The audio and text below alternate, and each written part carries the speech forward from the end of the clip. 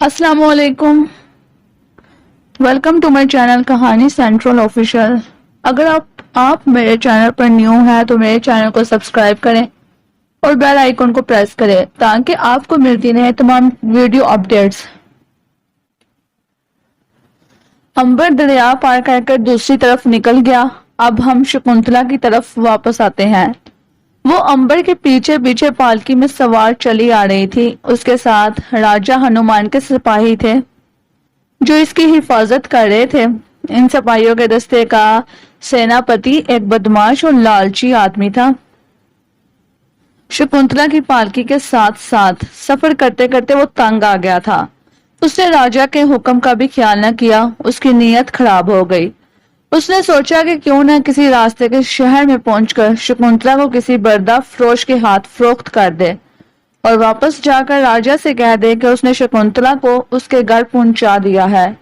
اس کی شکایت کرنے والا بلا کون ہوگا؟ کی طرف روانہ ہونے والی ہے۔ ایک لفظ نہیں بول سکتے تھے۔ ویسے تو شمال کی طرف سے جنوب کی جانب ٹھنڈی اور تیز ہوا چلنا شروع ہو گئی۔ کپتان عرشے پر چرخی کے پاس کھڑا تھا۔ اس نے حکم دیا بات بند کھول کر لنگر اٹھا دیا جائے۔ کسی طرح سے شکنتلا سے چھٹکارا حاصل کیا جائے۔ جہاز کا لنگر اوپر کھینچ لیا۔ سیناپتی نے ایک جگہ رات کا پڑاؤ کیا، آگ جلا دی گئی۔ انہوں نے سارے پالکی کی طرف کھڑی کر کے اسے کھانا دیا گیا۔ شکنتلا کھانا کھا کر اپنے گھر بار کا خیال دل میں لا کر سو گئی۔ اب تو وہ بڑی مطمئن تھی کہ بہت جلد کسی مصیبت کے بغیر اپنے گھر پہنچ جائے گی، لیکن ابھی اس کی مصیبتوں کے دن ختم نہیں ہوئے تھے۔ جہاز کا کھوپڑی اور ہڈیوں والا سیاہ جھنڈا کھول دیا گیا تھا۔ یہ جھنڈا سو رہی تھی اور اس آگ کے گرد سپاہی بیٹھے جا رہے تھے۔ بڑے سیناپتی نے بتا رہا تھا کہ اس نے شکنتلا کو ڈاکو اپنے جھنڈے فروش کے جھنڈے کو پھڑا دینے کا ڈاکو نے اور زیادہ جوش سے نعرے لگانے شروع کر دیے۔ سیناپتی کے اس فیصلے پر ذرا چونک گیا تھا، پھر بڑے خوش ہوئے کہ وہ بہت جلد واپس اپنے شہر چلے جائیں گے۔ ایک سپاہی نے کہا، سیناپتی جی ہم بھی بیکار سفر کرتے کرتے تھک گئے تھے۔ آخر ہمیں کیا ضرورت پڑی ہے کہ آگے بڑھنے کا ایک عورت کے لیے اتنی دور کا سفر راستے پر ڈال رہا تھا۔ ہمیں بھی تو اپنے بال بچے بہت ہی یاد آ رہے ہیں۔ سیناپتی بولا، میں نے آپ لوگوں کا بھی خیال لیا ہے۔ اپنے ٹھیک سمت پر روانہ ہو گیا۔ اب اس کی رفتار بھی تیز ہو گئی تھی۔ سمندر کی لہریں جہاز کے پینڈے سے ٹکرا کر بڑی تیزی سے پیچھے کی طرف بھاگتی چلی جا رہی تھی۔ اٹھائے لیے شکنتلا اپنے کیبن میں اداس بیٹھی تھی۔ یہ اس کا پہلا سمندری سفر تھا۔ اس نے دریاؤں میں بہت سفر کیا تھا مگر سمندر میں اس عورت کو ہم راستے میں ایک جگہ پہنچ کر زندگی میں پہلی بار وہ ایک سمندری جہاز میں سفر کر رہی تھی اور وہ بھی سمندری ڈاکو کے گھر پہنچا دیا ہے۔ راجہ کہاں آہستہ سمندری لہروں کے ساتھ ہل رہا تھا۔ شکنتلا کو چکر چانے لگے، وہ بستر پر لیٹ گئی۔ تو ہمارے دل کی بات کہی ہے، ہم بھی یہ چاہتے تھے کہ اس بلا سے جتنی جلدی ہو سکے نجات حاصل بیٹھے دوسرے سمندری ڈاکوؤں سے باتیں کرتے ہوئے اپنے کارنامے سنا رہے تھے۔ اس مصیبت کو آپ کہاں کس کے ہاتھ سے اٹھ کر جہاز کے کپتان کے کیبن میں بولا، وہ میز پر ایک چمڑے کا نقشہ دیکھا بالا ہے، یہاں سے تھوڑی دور شیواجی نامی ایک گاؤں آئے گا۔ اس گاؤں میں ایک بڑا مشہور بردہ فروش راجو رہتا ہے، وہ میرا بڑا واقف بیٹھ گیا۔ تم کیا عورت کو راجو کے پاس فروخت کر دوں گا اور ہم وہاں سے واپس روانہ ہو جائیں گے۔ دوسرا سپاہی بولا، لیکن سیناپتی سمندر میں داخل ہو جائیں گے۔ اس سمندر میں ایک جزیرہ ایسا ہے جہاں بادشاہ کی فوج جمع ہے۔ میں اس جزیرے سے بچ کر نکلنا چاہتا ہوں۔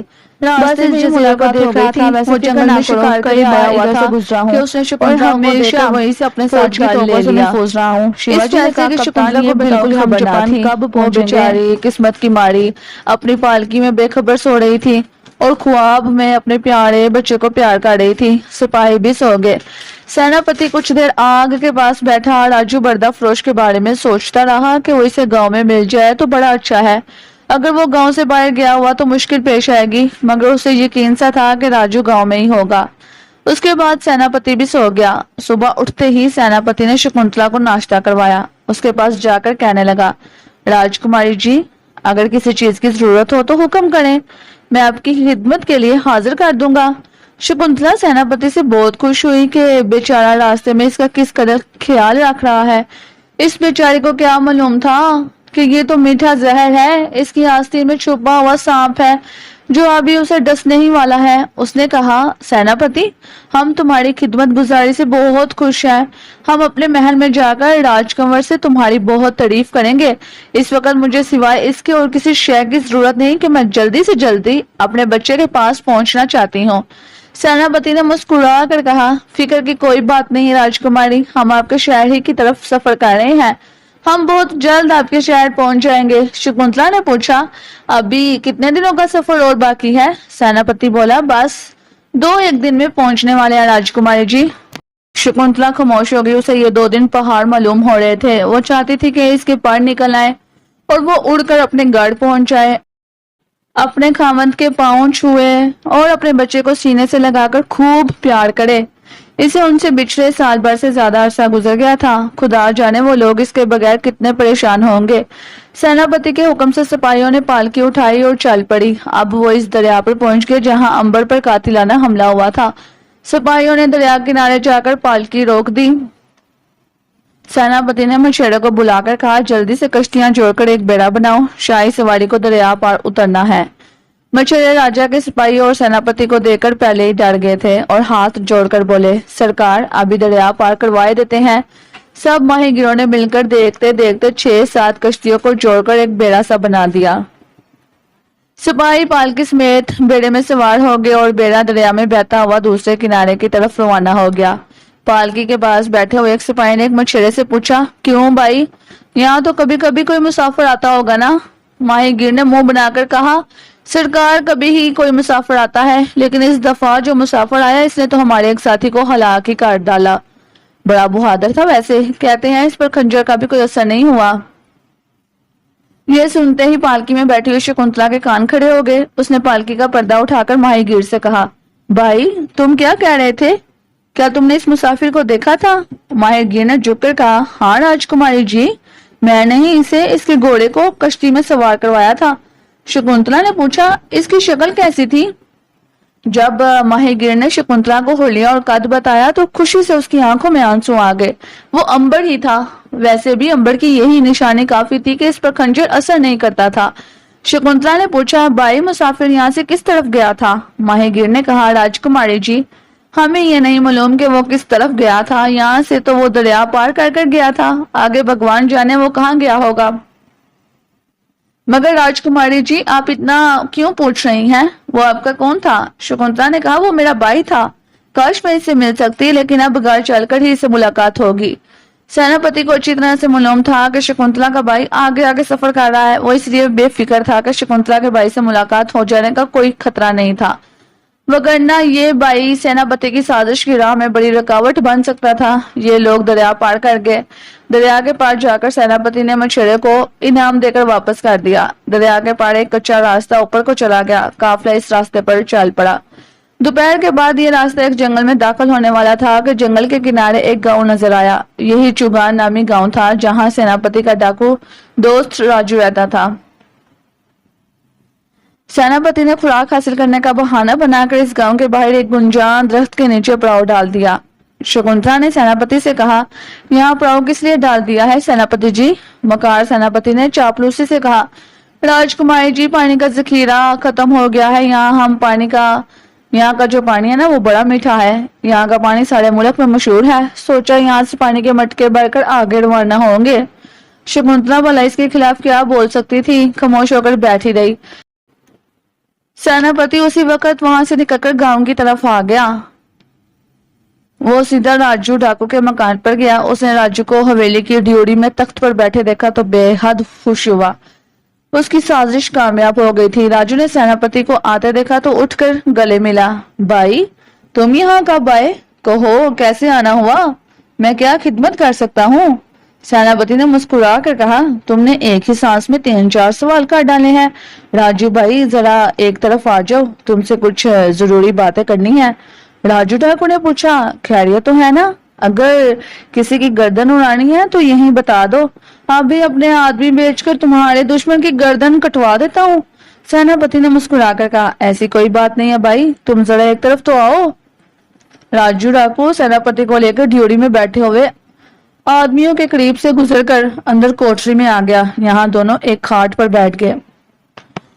راجو ڈاکو نے کہا، اب بتاؤ سیناپتی، تم کس کام کے لیے اتنی دور کا سفر کرتے میرے گاؤں میں آئے ہو؟ میں تمہاری خدمت کے لیے تیار ہوں۔ سیناپتی نے کہا، لو سنو۔ اور اس کے بعد سیناپتی نے راجو ڈاکو کے سامنے ساری بات کھول کر بیان کر دی۔ راجو کہکا لگا کر ہنس پڑا، ارے بھائی بس اتنی سی بات تھی جس کا تم نے بتنگڑ بنا دیا تھا۔ یہ کون سی مشکل ہے؟ یہ تو دور دیش کی ریاست کی راجکماری ہے، قسم ہے بھگوان کی، اگر تم کہو تو راجو تمہاری مہارانی کو اٹھا کر لے آئے اور ایسی جگہ بیچ دے کہ راجہ زندگی بھر تلاش کرتا رہے تو اس کی پھر شکل نہ دیکھ سکے۔ سیناپتی نے کہا، بس میں بھی یہی چاہتا ہوں کہ شکنتلا راجکماری کو کسی ایسی جگہ فروخت کرو کہ وہ پھر کبھی اس ملک کا رخ نہ کر سکے۔ راجو ڈاکو بولا، قسم بھگوان کی، تم کیسی باتیں کرتے ہو؟ میں تو کہتا ہوں کہ تم بڑے ٹھیک وقت پر آئے ہو، ابھی میرے پاس لونڈیوں کو بیچنے والا ایک گروہ آ کر ٹھہرا ہوا ہے۔ انہیں کسی ایسی خوبصورت لونڈی کی تلاش تھی جسے وہ سمندر پار جاپان کے بادشاہ کی خدمت میں پیش کر سکے۔ یہ لوگ جاپان کے بادشاہ کی ہمدردیاں حاصل کر کے وہاں آباد ہونا چاہتے ہیں تاکہ وہاں سے زیادہ خوبصورت کنیزیں اور لونڈیاں لے کر واپس ہندوستان میں فروخت کر سکیں۔ تم یہ بتاؤ کہ راجکماری کہاں ہے؟ سیناپتی نے کہا، یہاں سے قریبی گاؤں کے باہر درخت تلے پالکی میں بیٹھی ہے، میرے سپاہی بھی اس کے پاس ہی موجود ہیں۔ راجو نے کہا، تم اپنے سپاہیوں کو لے کر وہاں سے کھسک جاؤ، باقی میں جانوں میرا کام، میں اس کے بعد راجکماری پر قبضہ کر لوں گا۔ سیناپتی بولا، ٹھیک ہے۔ راجو نے ایک تھیلی اشرفیوں کی بڑھ کر سیناپتی کو دیتے ہوئے کہا، یہ رہا تمہارا انعام دوست۔ سیناپتی نے جھوٹ موٹ کہا، ارے اس کی کیا ضرورت تھی بلا؟ راجو بولا، اسے لے لو دوست، یہ تمہارا حق ہے۔ سیناپتی گاؤں سے نکل کر باہر آ گیا، اس نے دور ہی سے سپاہی کو اشارہ کیا کہ وہ اس کے پاس آ جائے۔ ایک ایک کر کر سارے کے سارے سپاہی گھوڑے لے کر شکنتلا کو اکیلی چھوڑ کر سیناپتی کے پاس آ گئے۔ سپاہیوں نے سیناپتی کا حکم مانا۔ سیناپتی نے سپاہیوں سے کہا، مصیبت کا سفر ختم ہو گیا ہے، راجکماری کو میں نے راجو ڈاکو کے حوالے کر دیا ہے، اب واپس چلو اور خبردار راجا کے سامنے اگر کسی نے بھی زبان کھولی میں اس کے بچوں کو کوئلوں میں جلوا دوں گا۔ سپاہیوں نے کانوں پر ہاتھ رکھ کر کہا، جناب ہم اپنے بچوں کے دشمن نہیں ہیں جو آپ کے خلاف زبان کھولیں، ہم تو بھگوان اور آپ کا شکر ادا کر رہے ہیں کہ اس مصیبت سے نجات مل گئی۔ سیناپتی اور سپاہی وہاں سے واپس بھاگ گئے۔ شکنتلا کی پالکی گاؤں کنارے کے درخت تلے اکیلی رہ گئی۔ شکنتلا پالکی کے اندر بیٹھی تھی اور پردے گرے ہوئے تھے، شام ہو رہی تھی۔ شکنتلا نے محسوس کیا کہ کچھ دیر سے کسی سپاہی کی آواز نہیں آ رہی۔ اس نے جو پردہ اٹھا کر دیکھا تو اس کا دل دک سے رہ گیا، وہ اکیلی رہ گئی تھی۔ سپاہی اسے چھوڑ کر جانے کہاں چلے گئے تھے؟ وہ پالکی سے باہر آ گئی، اب بھی وہ ادھر ادھر دیکھ ہی رہی تھی کہ راجو ڈاکو کا مکروہ کہکا گونجا، ہاں ہاں ہاں، اب تم میرے قبضے میں ہو راجکماری، میں نے تمہیں خرید لیا ہے، تم میری لونڈی ہو۔ شکنتلا یہ سنتے ہی چکر کھا کر گری اور بے ہوش ہو گئی۔ راجو ڈاکو کے آدمی شکنتلا کو اٹھا کر حویلی میں لے آئے۔ شکنتلا ایک کوٹری میں ڈال کر بند کر دیا گیا۔ آدھی رات کو اسے ہوش آیا تو اس نے اپنے آپ کو ایک کوٹری میں پایا، تاک میں دیا جل رہا تھا، کوٹری خالی خالی تھی، صرف زمین پر سوکھی پرانی سی بچھی ہوئی ایک دری سی تھی۔ شکنتلا کا ساتھ چکرا رہا تھا، وہ سمجھ گئی کہ اس کے ساتھ ایک بار پھر دھوکا ہوا ہے اور مکار سیناپتی اس سے ایک ڈاکو کے حوالے کر کر واپس چلا گیا ہے۔ غدار سیناپتی راجہ ہنومان کو جا کر یہی کہے گا کہ اس نے راجکماری کو حفاظت سے اس کے محل میں پہنچا دیا ہے۔ ہائے رے قسمت! شکنتلا بیچاری اپنا سر پکڑ کر بیٹھ گئی۔ اس دوران راجو ڈاکو نے جاپان جانے والے آدمیوں سے شکنتلا کا سودا کر دیا تھا۔ اس نے ڈاکو کو بے ہوش شکنتلا دکھا بھی دی تھی۔ یہ لوگ اصل میں ٹھگ تھے اور اب لونڈیوں اور غلاموں کو فروخت کرنے کا کام کرتے تھے۔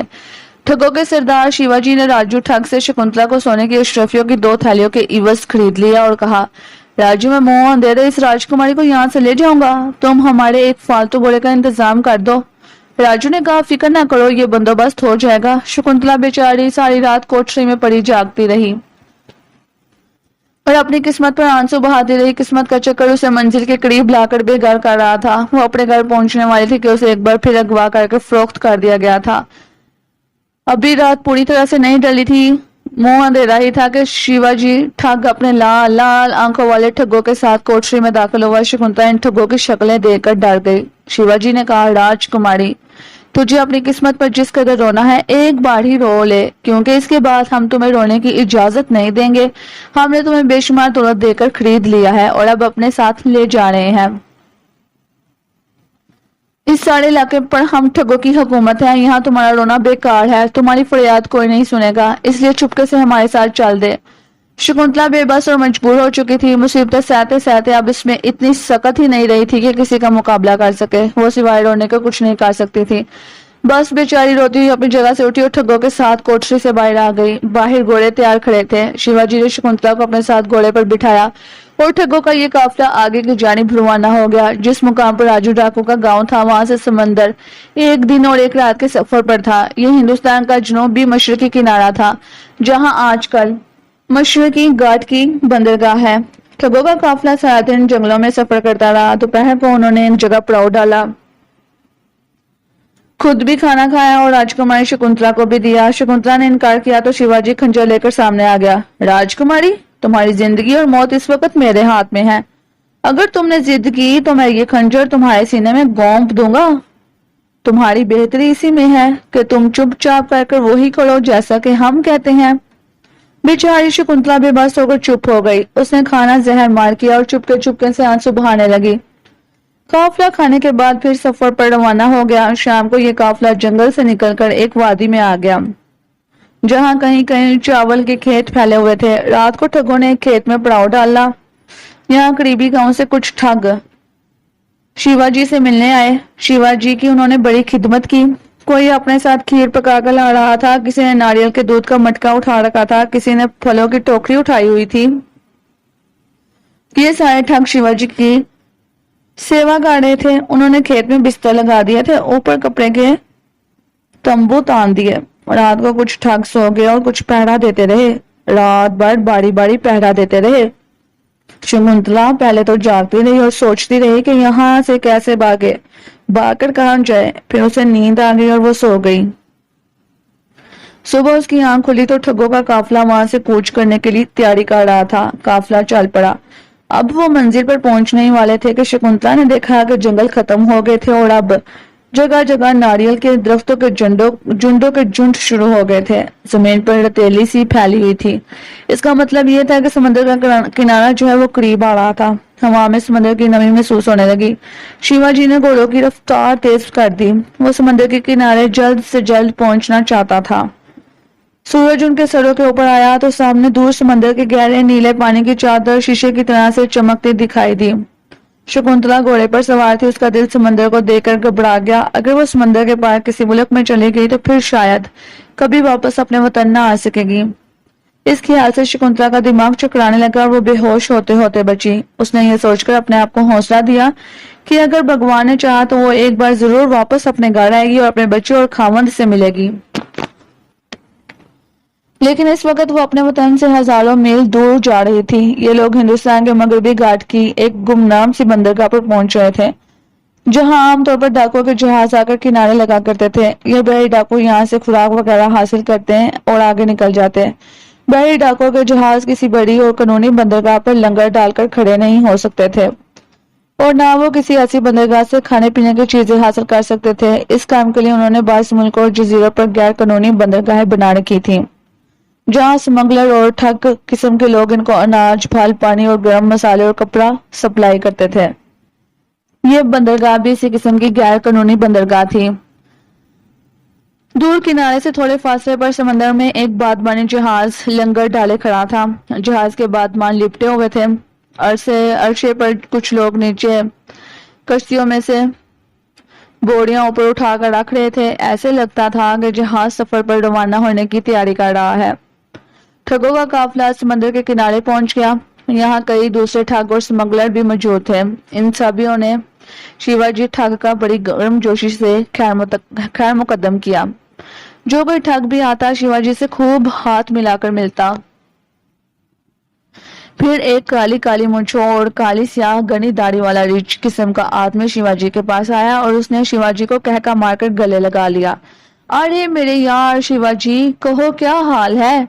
इस दफा किधर जाने का इरादा है? शिवाजी ने कहा, कप्तान, मैं इस दफा जापान जा रहा हूँ। मालूम हुआ है कि वो रिचनुमा आदमी बड़े डाकों के जहाज का डाकू कप्तान था। उसने आंख मारकर पूछा, साथ कुछ माल भी है कि नहीं? शिवाजी ने कहा, बहुत माल है कप्तान, फिक्र ना करो, अशरफियां ही अशरफियां हैं और जापान जाकर और माल मिल जाएगा। कप्तान ने कहा, शाबाश मेरे बनारसी ठग। शिवाजी ठग ने पूछा, जहाज किस वक्त रवाना होगा? कप्तान ने आसमान की तरफ देखकर कहा, बस हवा चल पड़ी है, ये थोड़ा सा सामान लद जाए तो लंगर उठा देंगे।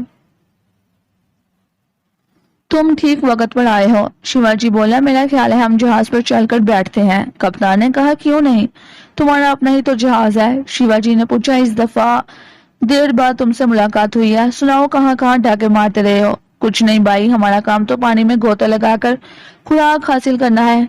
कोई तजारती जहाज मिल गया तो काम बन गया, नहीं तो समंदर में बेकार फिरते रहे। पिछले माह एक जहाज लूटा था, आदमियों को कत्ल कर दिया, काफी सामान मिल गया था। अब ये महीना खाली जा रहा है। अब तुम्हारे साथ जापान को चलते हैं, शायद रास्ते में कोई तजारती जहाज मिल जाए। शिवाजी ने कहा, मैं तुम्हारे साथ हूँ। जरूर जरूर, आओ अब जहाज पर चलो चलो, वहां चलकर बातें करते हैं। शिवाजी ने शकुंतला को साथ लिया और दूसरे ठगों के साथ कश्ती में सवार हो गया। ये कश्ती भी बहरी डाकू ही चला रहे थे। शिवाजी ने शकुंतला को साथ लिया और अपने दूसरे ठगों के साथ कश्ती में सवार हो गया। ये कश्ती भी बहरी डाकू ही चला रहे थे। कश्ती समंदर में खड़े बादबानी जहाज के पास पहुंचकर रुक गई। सारे ठग कश्ती में बैठे रहे। शिवाजी के साथ सिर्फ 3 ठग जहाज पर गए। शकुंतला को उन्होंने पहले ही जहाज पर सवार कर दिया था। गोया शिवाजी ठग के साथ सिर्फ 3 ठग जा रहे थे, बाकी ठग वहीं से वापस चले गए। अरशे पर जाकर शिवाजी ठग ने शकुंतला को साथ लिया और बहरी डाकुओं के कप्तान के साथ वाले कैबिन में आ गया। ये कैबिन छोटा सा था मगर बड़ा आरामदेह था। आमने सामने 2 बिस्तर लगे हुए थे। एक तपाई पर मटके में पानी और टोकरी में फल पड़े थे। शिवाजी ने शकुंतला से कहा, इस कैबिन में सिर्फ तुम रहोगी, मैं दूसरे ठगों के साथ साथ वाले कैबिन में सोऊंगा। अब तुम अपने वतन का ख्याल दिल से निकाल दो। अब तुम्हारा वही वतन होगा जहाँ हम तुम्हें फरोख्त करेंगे। इतना कहकर शिवाजी बाहर निकल गया। शकुंतला की आंखों में आंसू आ गए। वो अपने वतन से किसी नामालूम मंजिल की तरफ जा रही थी, एक ऐसी मंजिल की तरफ जहां से वापस लौटने की उसे कोई उम्मीद नहीं थी। वो जंगल में भाग सकती थी लेकिन समंदर में कुछ नहीं कर सकती थी। फिर इसके सर पर सारे के सारे खूनी कातिल थे, सब के सब दिल के पत्थर थे। किसी के दिल में जरा सा भी रहम नहीं था। ये बहरी डाकू थे जिनका काम ही जहाज को लूटना, मुसाफिर को कत्ल करना, औरतों के साथ जुल्म करना था। इनसे हमदर्दी की उम्मीद रखना फजूल था। इस वक्त शकुंतला को अंबर का बहुत ख्याल आया। अगर वो कहीं से आ जाए तो इसे दुखों से निजात मिल सकती है और वो इसे इन कातिल और खूनी डाकुओं से भी निकाल सकता था। लेकिन खुदा जाने अंबर कहाँ था, किस हाल में था और कहाँ कहाँ शकुंतला को तलाश करता फिर रहा था। उसे क्या खबर थी कि उसकी बहन शकुंतला कातिल ठगों और खूनी बहरी डाकुओं के कब्जे में आ चुकी है।